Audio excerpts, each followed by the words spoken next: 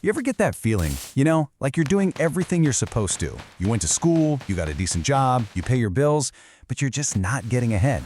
It's like you're on a treadmill and someone keeps speeding it up.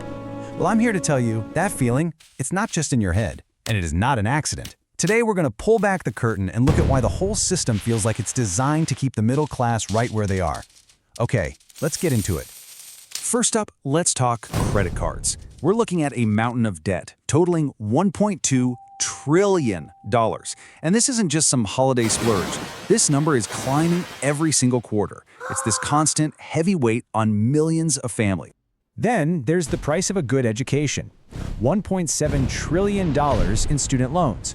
For a whole generation, this is the first financial anchor they get shackled to, a debt that literally dictates their life choices for decades. And the big one? The so-called American dream. Mortgage debt.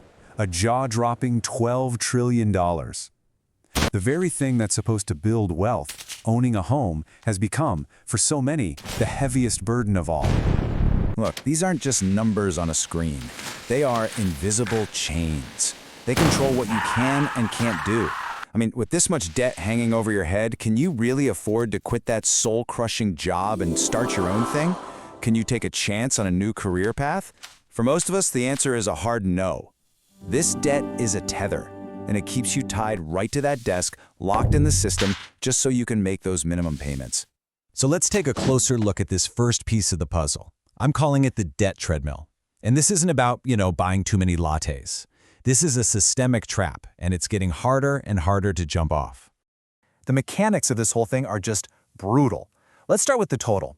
Total household debt just blew past $18.8 trillion. Now, how does that debt snowball so fast? Well, the average interest rate on a credit card is now over 25%. Let that sink in for a second. Last year alone, that meant Americans paid $160 billion just in interest. And here's the real kicker.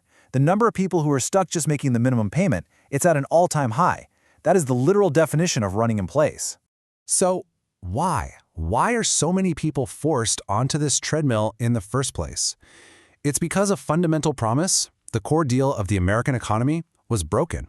Let's talk about what I mean by a promise unkept. For generations, there was this unwritten contract, right? If you worked hard, you helped the economy grow, you would get your fair slice of the pie. Your paycheck would go up, your life would get better. It was the very heart of the American dream. Now, this slide, wow. This shows you the exact moment that deal fell apart. This data comes from the Economic Policy Institute, and it's crystal clear. From the late 40s all the way to 1979, look at that. Productivity and worker pay, they moved together almost perfectly. As workers produced more value, they got paid more. Makes sense. But then look at what happens right after 1979. Productivity keeps shooting for the moon. We're more efficient than ever. But our pay, it just flatlines. The link was completely severed. I mean, that's it. That is the most important economic question of the last 50 years. All this new wealth, created by American workers, it had to go somewhere. And the answer?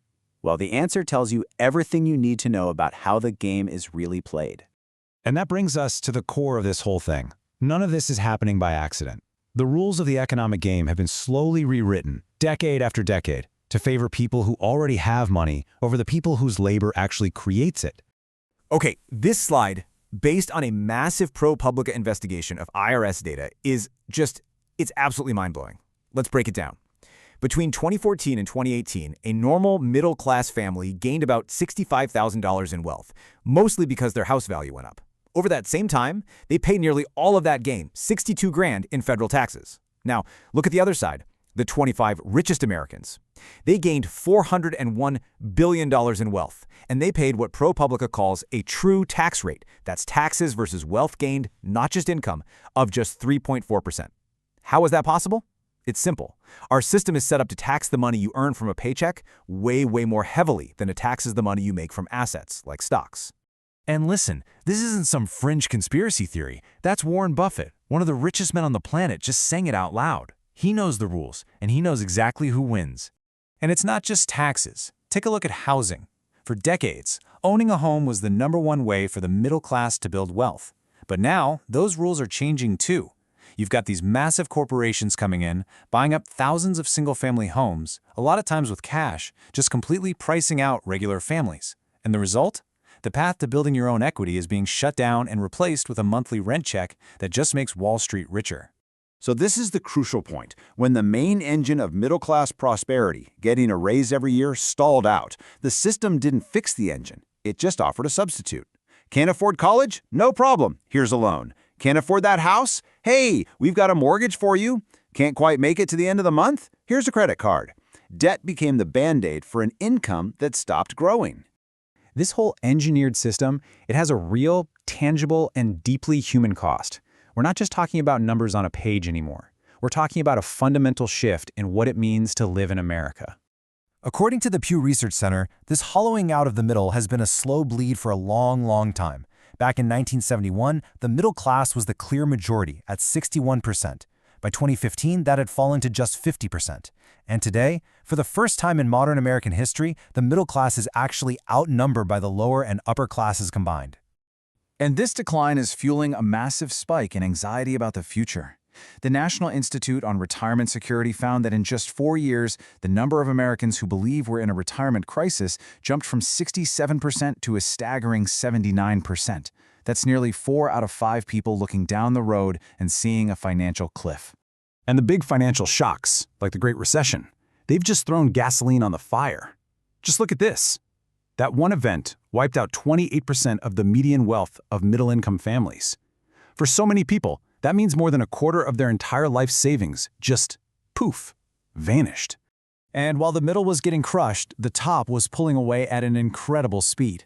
Back in 1983, the wealth gap was big, don't get me wrong. Upper-income families had about 3 times the wealth of middle-income families. Fast forward to today, and that gap has more than doubled. They now hold 7 times as much wealth. 7. So after hearing all of this, it's pretty easy to feel overwhelmed, maybe even hopeless. But understanding the problem is the first, and honestly, the most critical step. It's about changing your perspective from what am I doing wrong to, wait a minute, what game am I actually playing here? And recognizing that the playing field isn't level, that's not about making excuses. It's about strategy, right? I mean, you can't win a game if you don't even know the real rules, especially when those rules are written to help the other team win. This quote just nails it. Success in this kind of environment isn't about working harder at a rigged game. It's about learning the real rules, the ones the wealthy have been using for generations. It's understanding how to use debt as a tool, how to legally minimize taxes on your wealth, and how to accumulate assets that make money for you. It's about shifting from being just a piece on the board to actually understanding the entire game. So this isn't just an explainer, it's a prompt. Seeing the architecture of the system, that's step 1.